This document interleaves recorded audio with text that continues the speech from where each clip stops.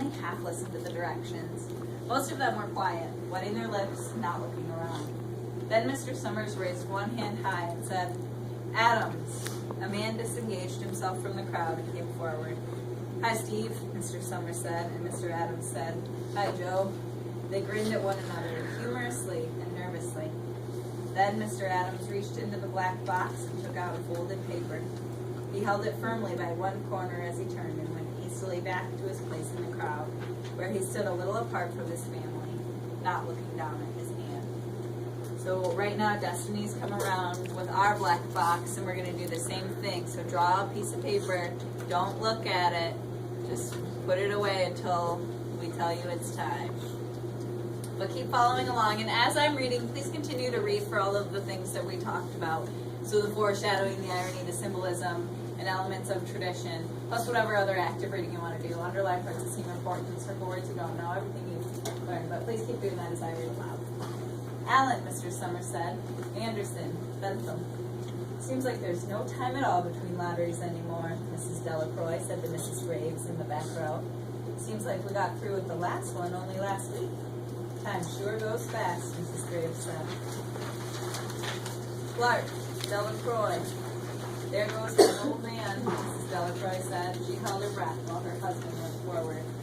"Dunbar," Mr. Summers said, and Mrs. Dunbar went steadily to the box, while one of the women said, "Go on, Jimmy," and another said, "There she goes."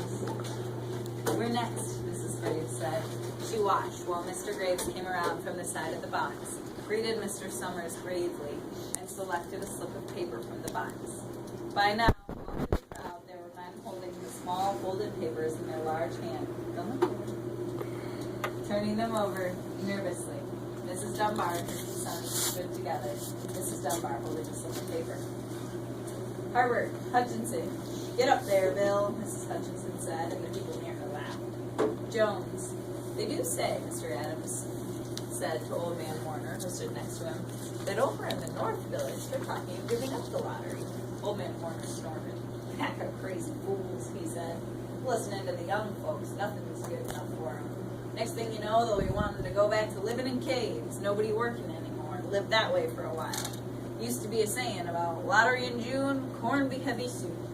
First thing you know, we'd all be eating stewed chickweed and acorns. There's always been a lottery," he added petulantly. "Bad enough to see young Joe Summers up there joking with everybody."